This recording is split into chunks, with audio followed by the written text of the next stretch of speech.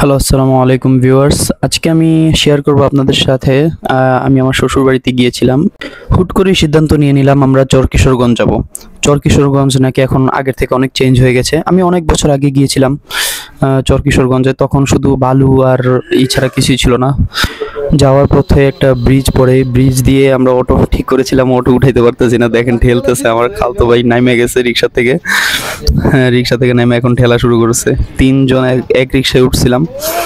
হ্যাঁ, আমার শালা বসে আছে, আমার খালতো ভাই খুব শক্তিশালী, টাইনা নিয়ে যেতেছে। এটা টানাটানিতে এমন অবস্থা হয়েছে যে এটার পিছন দিয়ে ধোঁয়া বেরিয়ে গেছে। দেখেন পিছন দিয়ে ধোঁয়া উঠতেছে। অনেক মনোমুগ্ধকর পরিবেশ, খুব ভালো লাগতেছে ব্রিজের উপরে উঠে। খুব বাতাসও ছিল ওই দিন। ব্রিজের উপর দাঁড়াইয়া সেই একটা ফিল নিতেছিলাম। এই জায়গায় তো রিক্সা মামা ঠিক করতেছে, রিক্সা মামা তো এখনো রিক্সার কিছুই করতে পারতেছে না। তো আমরা পরে সিদ্ধান্ত নেই যে রিক্সা চেঞ্জ করে অন্য রিক্সা নেব। পরে অন্য রিক্সায় উঠে আমরা আবার চরকিশোরগঞ্জের উদ্দেশ্যে রওনা হচ্ছিলাম। চারপাশের দৃশ্যগুলো খুবই ভালো লাগতেছিল। রাস্তাঘাটও ফাঁকা ছিল, তেমন কোনো গাড়ি ঘোড়া ছিল না। রোডটা দেখতে অনেকটাই মাওয়া রোডের মতো লাগতেছিল। জামাই মানুষ দেখে সম্মান দেখায় আমাকে খালি পিছনে বসায় ওরা, আমাকে সামনে বসতে দিবে না। আমি জোর করে সামনে বসলাম। সামনে বসে যাওয়ার মজাই আলাদা। অটোতে সামনে বসে দেখেন, এই হলো চরকিশোরগঞ্জের সেই জায়গা। এই জায়গাটা কি ছিল আর এখন কি হয়ে গেছে দেখেন। এই যে মুনলাইট, এই যে সানসেট, তারপরে যে এখানে আবার রুফটপের মতো বানাইছে, মানে খুবই দারুণ আর কি। আপনারা যদি সরাসরি না যান তাহলে বুঝতে পারবেন না। ভিডিওতে আমার ভিডিও কোয়ালিটি খুবই খারাপ, এই জন্য দেখতেও খুব অন্যরকম লাগতেছে। কিন্তু আপনারা স্বচক্ষে যদি যেতে পারেন ওখানে, আপনারা দেখতে পারবেন যে জায়গাটা খুবই সুন্দর। এখানে শুধু বালু ছাড়া কিছুই ছিল না। এখানে আবার ট্রলার ঘাট আছে, ট্রলার দিয়েও আপনারা চাইলে ঘুরতে পারেন। নদীতে আমরা ঘুরতে চেয়েছিলাম কিন্তু সময়ের অভাবে আর ঘোরা হলো না। দোকানপাট আছে এখানে। রেস্টুরেন্টগুলো আমার কাছে অসাধারণ লেগেছে।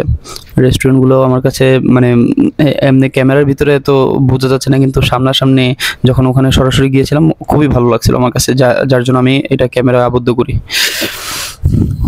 এখানে কাউকে নিয়ে আসতে চাইলে ফ্যামিলিকে নিয়ে আসতে পারেন, আপনার গার্লফ্রেন্ড নিয়ে আসতে পারেন, আপনার যদি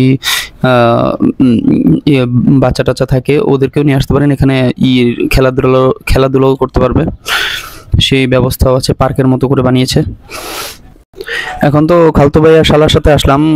পরবর্তীতে ইচ্ছা আছে আমি আমার ওয়াইফ বাচ্চা সবাইকে নিয়ে, আমার ফ্যামিলি সবাইকে নিয়ে এখানে একদিন বেড়াতে আসবো। নদীর ভিউটাও খুব সুন্দর ছিল। এখানে মুন্সিগঞ্জের সবচেয়ে ফেমাস একটা রেস্টুরেন্ট বাইটস, এটার একটা শাখা মুক্তারপুরও আছে। জাস্ট ওখানে একটু যাওয়ার ইচ্ছা ছিল, ভিতরটা কিরকম একটু দেখার ইচ্ছা ছিল।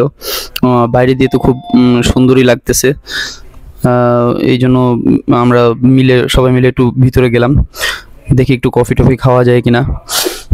সো আমরা এই যে যাচ্ছি আর কি রেস্টুরেন্টের ভিতরে। রেস্টুরেন্টের ভিতরে ভিউগুলো খুব সুন্দরই করেছে, ডিজাইনগুলো খুব সুন্দর করেছে। মানে এই যে জায়গায় বালুর চর ছাড়া কিছুই ছিল না, এই জায়গায় এত সুন্দর একটা ভিউ, এত সুন্দর একটা রেস্টুরেন্ট, মানে আমি ভাবতেই অবাক লাগতেছে আমার। কিছু মানুষ বসা ছিল রেস্টুরেন্টের ভিতরে, এই জন্য ওইভাবে ভিডিও করতে পারিনি। ভিডিও করার ইচ্ছা ছিল। রেস্টুরেন্টের ভিতরটাও খুব সুন্দর ছিল। আমরা জাস্ট এক কাপ কফি খেতে বসছিলাম এখানে। আমরা সবাই হলাম গেম পাগলা। এখানে রেস্টুরেন্টে বসে আমরা গেমই খেলতেছিলাম, ফুটবল গেম খেলা শুরু করে দিয়েছি আমরা। এখানে একটু ছবি টুপি তুললাম, একটু ভিডিও করলাম। রেদনের ভাইদের সাথে ভালোই একটা সময় কাটাইলাম। মাঝে মাঝে এরকম আসলে ভালোই লাগে। সব সময় তো সব জায়গায় যাওয়া হয় না। ছুটির দিনে একটু ঘোরাঘুরি, একটু আড্ডা। এই ভালো থাকবেন সবাই, সুস্থ থাকবেন। আসসালামু আলাইকুম।